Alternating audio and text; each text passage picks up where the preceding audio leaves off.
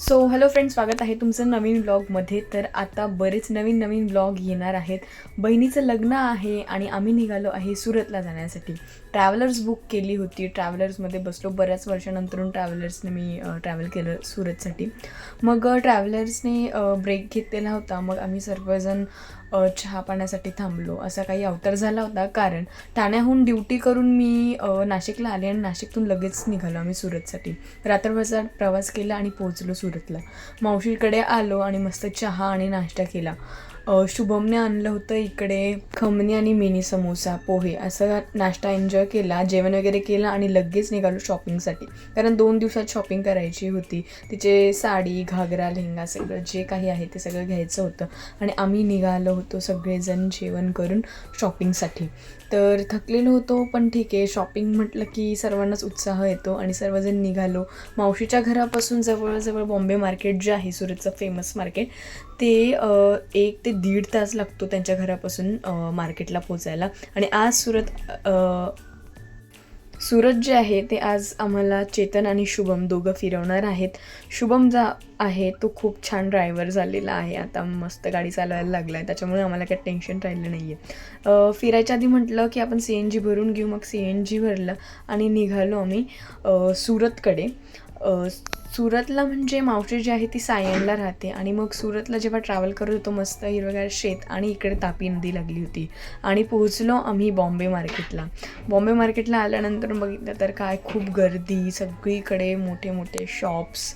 बाहेर एवढी गर्दी म्हटल्यावर की खूप छान छान व्हरायटी असेल मध्ये गेलो आणि सगळ्यात आधी ना रिफ्रेशमेंट घेतलं. सुरतची फेमस लस्सी जी आहे, सुमूल लस्सी, आधी ती ट्राय केली. ती घेतल्यानंतरून मग आम्ही गेलो शॉपिंग करायला.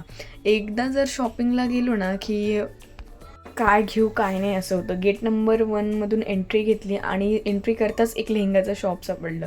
तिकडे गेलो आणि तिकडे ते खूप सुंदर सुंदर असे लेहंगे दाखवत होते, जसे की तुम्ही बघताय डिझाईन. आणि जेवढा पण त्यांनी व्हरायटी दाखवलं त्यावर जे डिझाईन्स आहेत ते खूप छान होत्या. खूप कोरीव काम केलेलं होतं. आता हाच लेहंगा बघा, यावर खूप डायमंड वर्क आणि फक्त डायमंड चिपकवलेले नव्हते, तर ते काम केलेलं होतं त्यावर डायमंडचं. फक्त 6,000 ते 7,000, 4,000, 2,000 आपण स्टार्टिंग होते. आणि एवढे भरलेले घागरे आपल्या इकडे तर बरेच महाग भेटतील, पण सुरतला खूप व्हरायटी भेटली बघायला आणि खूप छान छान होते. आणि हा घागरा जसा त्यांनी टाकला ना तो खूप मनात भरला, कारण त्याच्यावरची डिझाईन आणि ब्लाऊज आणि ओढणी ते खूप सुंदर होतं. मग मी लगेच ट्राय करायला घेतला. लेहंगा ट्राय करत होती, घ्यायची खूप इच्छा होती पण मी नाही घेतला, कारण लेहंगा जे आहे ते बरंच पडून राहतात आणि यूज होत नाही त्यांचा. पण ट्राय करून बघितला. ट्राय करायला काय हरकत आहे. आवडला तर मी नक्कीच घेणार होते तो. ट्राय केल्यानंतरून असा काही लेहंगा दिसत होता. कमेंटमध्ये मला नक्की सांगा कसा दिसत होता.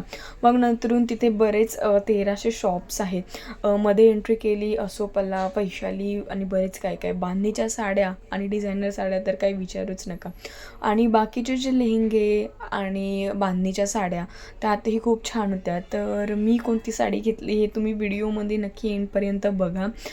मी तुम्हाला खूप छान छान अशा व्हरायटी, आता इकडे 550, 200, 250 पासून स्टार्टिंगच्या साड्या होत्या, त्या पण डिझायनर साड्या. आणि व्हरायटी खूप वेगवेगळी तुम्हाला बघायला भेटेल. इकडे आम्ही असोपलावमध्ये गेलो, तर ही जी साडी होती ती 22,000ची साडी होती. त्यावरचं काम तर खूप सुंदर होतं. आणि ह्या ज्या बांधणीच्या साड्या आहेत ती प्युअर बांधणी आहे. हिची प्राईस जी होती ती 4,500 होती. आणि डिस्काउंट करून मित्रांनो गेस करा मला कितीला पडली असेल. ह्या अशा खूप छान छान गोटापट्टीच्या साड्या होत्या आणि डिझायनर साड्या होत्या. त्यात गायत्रीने हळदीसाठी तिला एक साडी चॉईस केली. त्यानंतरून परत इकडे आम्ही बांधणीच्या काही साड्या बघितल्या. कलर खूप सुंदर होते, येल्लो, ग्रीन, रेड. त्यातून मी एक माझ्या सासूबाईंसाठी साडी घेतली, जी की मला खूप पर्सनल आवडली होती. हाच तो कलर, रेड आणि ग्रीन, खूप सुंदर दिसायला होता.